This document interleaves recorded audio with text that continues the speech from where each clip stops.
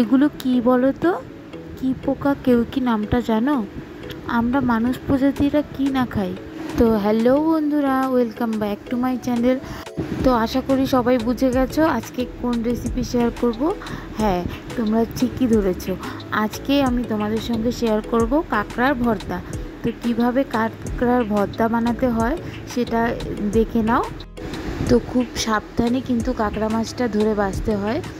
আর যেহেতু এগুলো নদী থেকে তখনই তুলে আনা, আর আমাদের একজন দিয়েছিল এগুলো মানে নদী থেকে তুলে, তো তারপরে কিন্তু এর কোনো রকম মানে দাঁত ভাঙা হয়নি। কাঁকড়ার যেটা দাঁত বলো যাই বলো না কেন তোমরা, সেটা কিন্তু পুরো একদম ধারালো থাকে। যদি কাউকে ঠিক মতো কেউ ধরতে না পারে তাহলে কিন্তু এটা কামড়ে পুরো মাংস বের করে দেয়। তো এটাকে কিন্তু খুব সাবধানতার সঙ্গে এইভাবে করেই এটাকে মানে পরিষ্কার করতে হবে। দেখো কিভাবে ছাড়িয়ে নিচ্ছে সব কিছু আমার যা। তো আমিও যেহেতু ভয় পাই এটাকে, তারপর কিন্তু ভয় পেলে কি হবে, খেতে কিন্তু খুব ভালো লাগে। তো দেখো একটা একটা করে বাছা হয়ে গেছে ওর, সবগুলো কমপ্লিট। আর দেখো এদিকে কাঁকড়ার সঙ্গে শামুকও ছিল, তো আমার যা ধরে নিল। শামুকও দুটো তিনটে শামুক ছিল, আমার ছেলেকে দেখাচ্ছে। তো এগুলো যেহেতু জালে তোলা হয়, জালে তো শামুকও আটকায়, মাছও আটকায়। আর এই কাঁকড়াগুলো কিন্তু খুব পাওয়া যায় না যথারীতি, বাজারে খুব কম দেখা যায়। তো এখানে কিন্তু 1 কেজির মতন কাঁকড়া ছিল, আর এটাকে বাছতে কিন্তু অনেকটাই টাইম লেগেছিল। তারপরে এটাকে বাছার পরে ভালো করে ধুয়ে নিয়ে তারপর আলাদা করে রাখা হলো। আর একদিকে রেডি করা হলো পেঁয়াজ, রসুন, আদা আর লঙ্কা। তো এগুলোকে কিন্তু আমি কুচি করে আলাদা করে রেখে দিলাম। তারপরে এখন আমি রেডি করব কাঁকড়ার জন্য, মানে কাঁকড়া মাখার জন্য লবণ হলুদ দিয়ে কাঁকড়াটাকে ভালো করে মাখিয়ে নিতে হবে। তো এইদিকে দেখতে পাচ্ছ কাঁকড়াগুলো, তো আমি কিন্তু অর্ধেক অর্ধেক করে নেব, কারণ এতগুলো কাঁকড়া দিয়ে কিন্তু শুধু ভর্তাই খাবো না, আমরা অন্যান্য রেসিপিও খাবো। তো এইদিকে দেখো কড়াই বসিয়ে দিয়েছি, তারপর দিয়ে দিলাম হলুদ আর দিয়ে দিলাম লবণ। তো এখন কিন্তু আমি কাঁকড়াগুলোকে মেখে নেব, মেখে তারপর কড়াইয়ে দিয়ে দেব।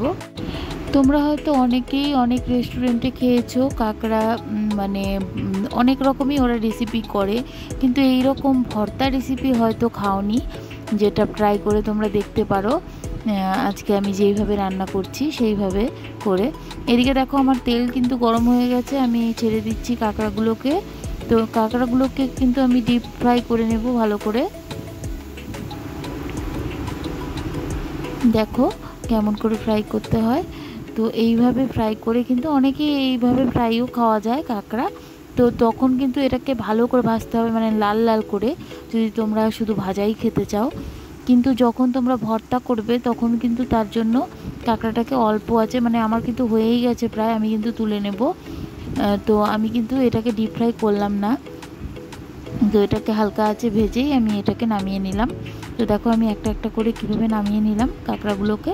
তো কাঁকড়াগুলোকে নামানোর পরে কিন্তু আমি কড়াইয়ে যে তেলটা থাকলো, তেলটার মধ্যে কিন্তু আরও কাঁকড়াগুলো দিয়ে দিলাম, যেগুলো আমাদের বাড়িতে অন্যান্য রেসিপি করা হবে। তো ওগুলোকে আমি আলাদাই সরিয়ে রাখলাম। আর এইদিকে দেখো তেলের মধ্যে এখন দিয়ে দেবো কিন্তু পেঁয়াজ, রসুন আর ওই আদা কুচিটা যেটা আমি রেখে দিয়েছিলাম, আর দিয়ে দিলাম লঙ্কা। আর লঙ্কাগুলোকে অবশ্যই কিন্তু তোমরা ফেলে নিও অল্প একটু, নাহলে কিন্তু এগুলো তেলে দেওয়ার সঙ্গে ফাটতে শুরু করবে। তো দেখো আমি এগুলোকে কিন্তু ভেজে নিচ্ছি। তো এগুলোকে কিন্তু লাল লাল করে ভাজতে হবে, আর ভাজা শেষ পর্যন্ত কিন্তু নাড়তেই হবে। তো এইভাবে দেখো ভালো করে ভাজতে হবে এটাকে। তো এখানে কিন্তু তেলটা কিন্তু মাঝামাঝি দিতে হবে, মানে একদম বেশি তেল দিলে কিন্তু কাঁকড়া ভর্তা টেস্ট হয় না। তো আমি কিন্তু যেগুলো কাঁকড়া ভাজার পর যেগুলো তেল বেঁচেছিল তার উপর অল্প খানিকটা তেল দিয়ে আমি কিন্তু এই কাঁকড়া ভর্তাটা মানে কাঁকড়া ভর্তাটার জন্য পেঁয়াজ রসুনটা দিয়ে দিলাম।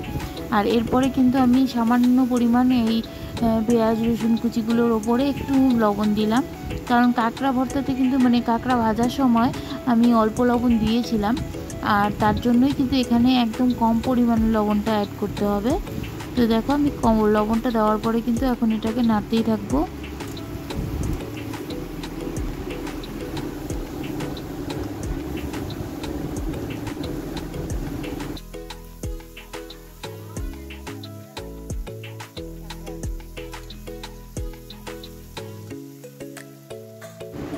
তো আমিও কিন্তু এই কাঁকড়া ভর্তার নতুন ভক্ত বলতে পারো, কারণ আমি কিন্তু বিয়ের আগে একদমই খাইনি কাঁকড়া, কাঁকড়াই খাইনি, কাঁকড়া ভর্তা তো দূরের কথা।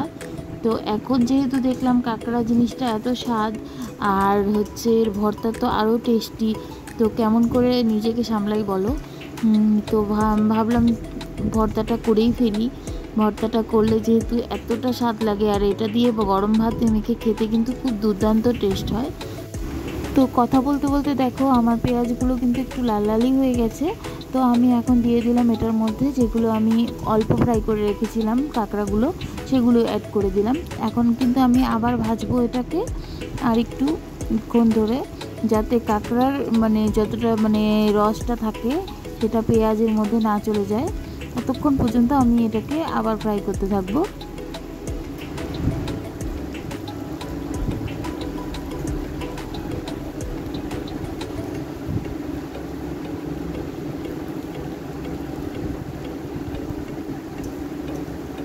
তো এই দেখো আমার কাঁকড়া ভাজাটা কিন্তু একদম কমপ্লিট, যেটাকে পেঁয়াজ রসুন দিয়ে আমি ভেজে রেখেছি। তো এটাকে কিন্তু ভর্তার জন্য কেউ কেউ তোমরা শিলপাটাও ইউজ করতে পারো, যেহেতু আমাদের বাড়িতে শিলপাটাটা ভেঙে গেছে সেহেতু আমরা এখানে এটাকে মিক্সিতেই পেস্ট করব, ভর্তাটা করব। তো দেখো আমি এগুলোকে তুলে নিচ্ছি, আর তেলগুলোকে কিন্তু আমি তুললাম না, যতটা পারি কাঁকড়াটাকে তুলে নিলাম। কাঁকড়ার ভাজার পেঁয়াজ রসুনটা দিয়ে সম্পূর্ণটা তুলে নিলাম, আর তেলটা যেটা বাকি ছিল সেটা কিন্তু কড়াই রেখে দিলাম। তো এইদিকে দেখো ফ্যান চালিয়ে আমি কিন্তু বাইরে এটাকে ঠান্ডা করতে দিয়েছি, কারণ গরম নামানোর সঙ্গে সঙ্গে কিন্তু মিক্সিতে দেওয়া যায় না, তোমরা ভালো করেই জানো। তো আমার এইখানে কিন্তু ঠান্ডা হয়ে গেছে কাঁকড়াগুলো, তো আমি এগুলো এখন মিক্সি জারে দিয়ে দিলাম। আর এইভাবে এটাকে আমি 2-3 বার ঘুরিয়ে কিন্তু এটাকে ভালো করে স্মুথভাবে পেস্টটা করে নিব। তো এটার মধ্যে কিন্তু কোনো রকম জল অ্যাড করা যাবে না, তোমরা ভালো করেই জানো। তো যে কোনো ভর্তা রেসিপিতে তোমরা যদি শিলপাটা যদি নাও থাকে তোমাদের, তো তাহলেও কিন্তু মিক্সি জারে তোমরা বাটতে পারো, কিন্তু সেটাতে কিন্তু তোমরা একটুও জল দেবে না, কারণ জল দিলে কিন্তু এটা টেস্টটা নষ্ট হয়ে যাবে। তো এইদিকে দেখতেই পাচ্ছ আমার কিন্তু এটা হয়ে গেছে, তো আমি এখন এটাকে বেটে নিচ্ছি। তো এই যে দেখো বাটার পরে এটা দেখতে কেমন হয়েছে। তো এটা কিন্তু আমার হয়ে গেছে, আর এখন আমি এটাকে নামিয়ে নেব একটা আলাদা পাত্রে। তো ভিডিওটা কেমন লাগলো অবশ্যই জানাবে, ভালো লাগলে লাইক শেয়ার করে দিও, আর বাড়িতে অবশ্যই ট্রাই করে জানিও কেমন লাগলো খেতে। তো ভালো থেকো সবাই, সুস্থ থেকো, সাবধানে থেকো।